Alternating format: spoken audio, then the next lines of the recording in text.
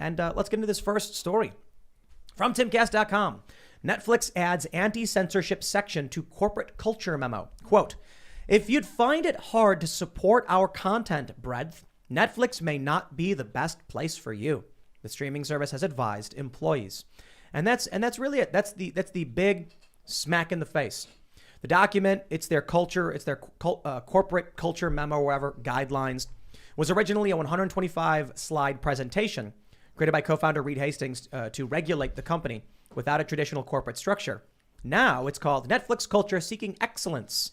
And they're basically saying they've added an anti-censorship portion to it. And everybody basically assumes it's about Dave Chappelle. Netflix dumps a ton of money on one of the most prominent, if not the greatest comedian of all time, or at least he's the GOAT, right? They're going to make a lot of money on this, and their own employees hurt their business. But you know what else they did? If you watch the Dave Chappelle special, I forgot which one was called, not The Closer. It was the one before this where he makes the Sticks and Stones. I think it was Sticks and Stones. Yeah. Where he has that funny bit where he's like, ladies, if you can kill it, I can at least abandon it. Stuff like that. So he also, imitated a Chinese person and a very offensive stereotype. He went for it. The Closer was basically him clearly, ruffled up. He was basically defending himself the whole time. Like, why are people yelling at me? So Netflix was like, wow, that was not that good. They cost us money. If you don't like it, get out.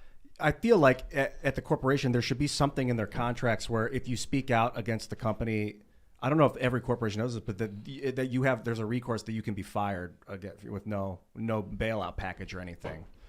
If they don't have that, maybe they should consider putting that into their contracts for their employees. And secondly, Jeremy Hamby, the Quartering, said this earlier today. He's reporting on this as well, that they're about to do a mass layoff. I mean, they just lost massive amounts of money. They're about to lay people off. So if they can get them to quit, they don't have to pay them unemployment. You know what story I really love is when there's a company I used to work for that I left, and a bunch of employees I knew there were like, we're going to unionize.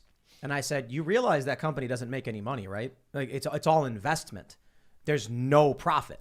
So if you're getting paid off of someone else's money and you're not making any money for them, and then you go to the boss and say, I want more money, he's going to be like, get out. You're fired.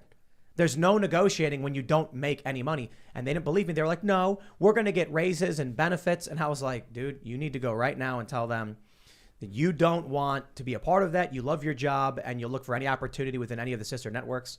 And then sure enough, what ends up happening is they all come and say, we want to unionize. And they were like, everyone's fired. 300 people just gone. Look, my attitude for most people is like, unionize if you want to. Back then I was just like, but just keep in mind what your negotiating power is. So when you have Netflix, here's why I bring this up. These employees stomp their feet, stage walkouts, protest the company they work at. What do you think is going to happen when it comes time for layoffs? Like, the growth is not infinite.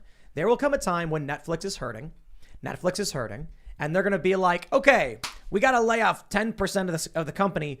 Who should we start with? How about all of the people that were complaining, causing us bad press and weren't doing their jobs?